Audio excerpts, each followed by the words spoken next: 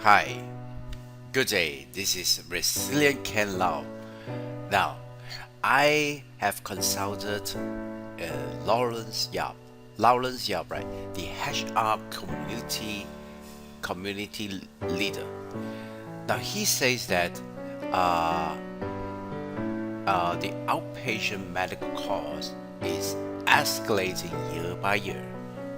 The cost is a burden to companies, and he actually gave me the ideas how to calculate this, right? And it's helped me to focus on this area as well. Now, in my upcoming Excel for strategic HR, I will talk about this data more. This more. Now, these are all fictitious data, right? So now you can see that if you have a medical expenses record and you recorded it in, you can download from the system, and you can do a mapping. You have employee code, clinic code, right? You maybe have A area, which is all clinic data, and then B is all the employee names and the cost per visit and the cost, right?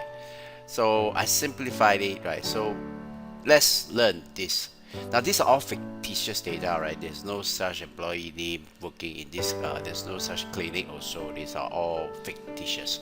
Now, if you have data, we log in here, right? You can see that employees this one, no big deal, right? But the thing is that as soon as you right click, do a sort, exact. Now something is interesting, right? Now look at the employee one. Okay, what's the total cost to spend here for this employee cost, right? It says 1369, and now watch this. The MC that the person take, right, is like almost every month, right? What does it tell us? It has to tell you something. When you analyze the data, it's no longer look at the expense record. It's just another way to fulfill certain requirements, right? Certain statutory standard. No, it's actually you as a HR, strategic HR, you gotta use this data, like what Laurence Yap say, right? Data is everywhere, but how do you make use of it? That makes it different. Now in the class, I'll show you in the preview. I will show you how to do this. Ta-da! Right, outpatient treatment cost analysis. Right, so you can take a look at that. Over the last 12 months, right, the total cost is 17,910. Right, you just have how many employees? Oh, that's a good question, right? We should have that amount also to be calculated. So here we have 29, right? It is assuming no headcount change, right? It's 29.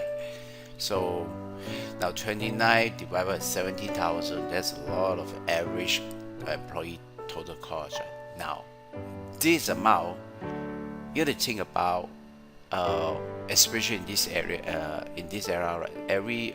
As Lawrence pointed out, that every company is trying to preserve cash flow, right? So how do you preserve cash flow if you do not know how much you spend, right? Every month is just paying, and you don't know how much it costs and why it's such a high cost. Now if you have know this high cost, right, is it high or low, right? Now you have to know, do a comparison.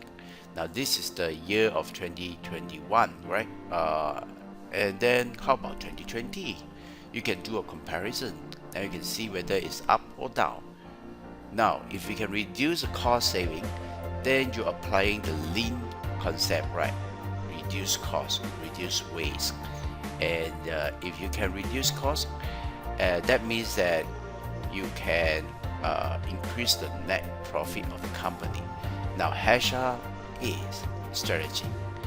It drives company performance. right? So it's not just about sales revenue, it's about cost saving. And thanks for watching. I see you in the upcoming Excel for Strategic HR. God bless you. Stay safe.